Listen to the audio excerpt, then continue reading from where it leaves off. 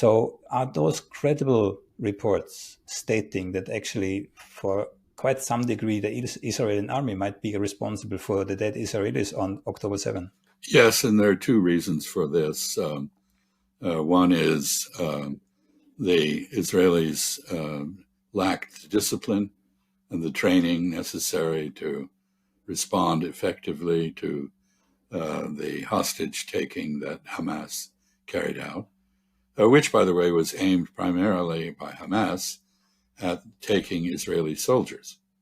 The kibbutzim are garrisoned with soldiers. They are military settlements. Many of the people, the men there, some of the women, are in the Israeli reserves, and Hamas sought to take them as hostages. Undisciplined fire by helicopters with Hellfire missiles or by tanks with incendiary rounds directed at buildings is what happened. And this is a disgrace in military terms, and it adds to the diminution of the reputation the Israeli Defense Forces have had for military discipline and expertise. But the second reason is something called the Hannibal Directive.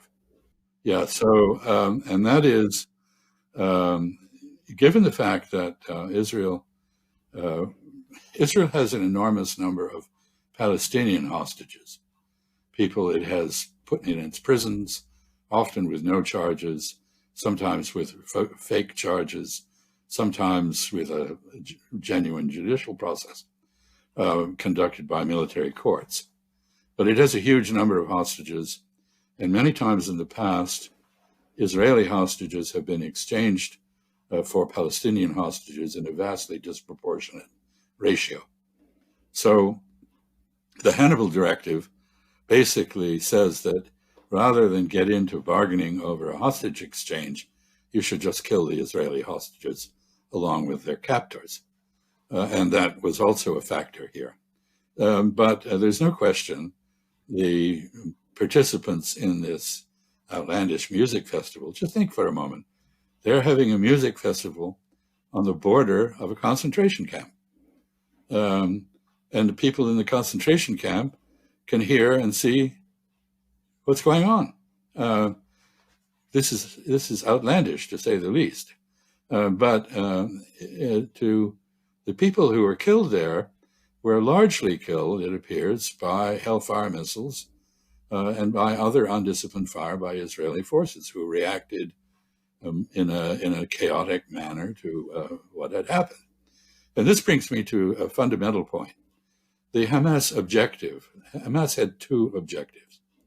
One was to put the Palestinian self-determination issue back on the global agenda, and they have succeeded. There is widespread recognition, at least outside Israel, that only self-determination for Palestine in the form of a two-state solution can provide security to Israel and end the instability in the Holy Land. Many Israelis would disagree with what I've just said, but the fact is that their view is not accepted outside Israel for the most part. And even in my own country, which has a larger Jewish population than Israel, many Jews have come to realize that this is the case. Younger Jews, in particular, in the United States, I don't know about the Netherlands, but in the United States are very disillusioned with Zionism and don't want to be suffer contagion from it in the form of anti-Semitism, which is actually growing now as a result of Israeli actions. So I think one effect is Hamas's success in putting this issue back on the global agenda, in destroying the Abraham Accords approach of setting aside this issue of Palestinian self-determination. But it has also given Hamas enormous popularity among Palestinians because they are seen as having stood up, as having been willing to accept death rather than captivity.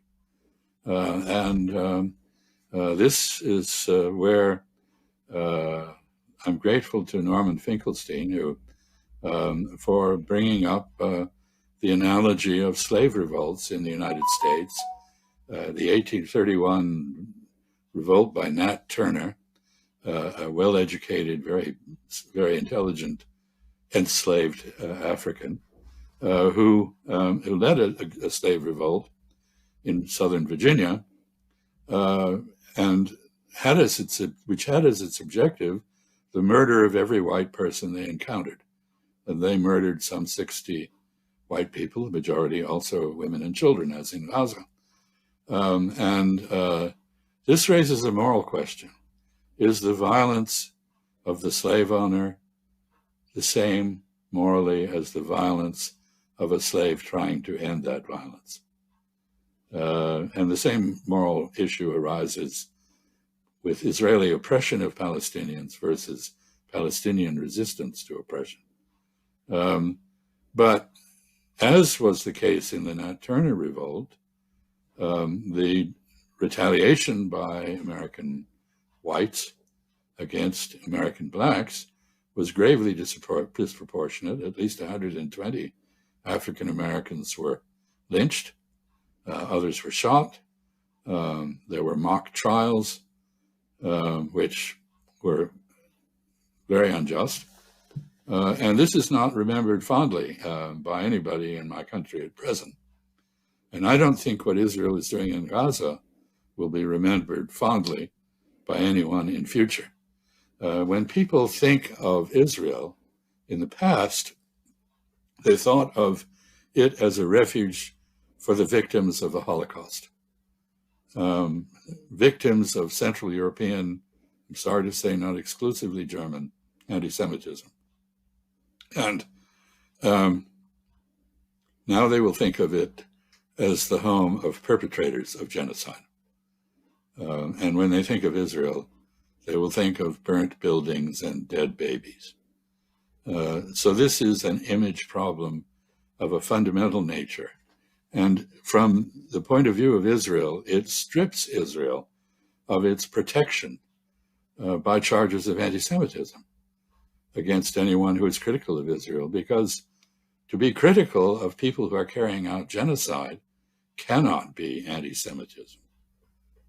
It cannot be considered immoral.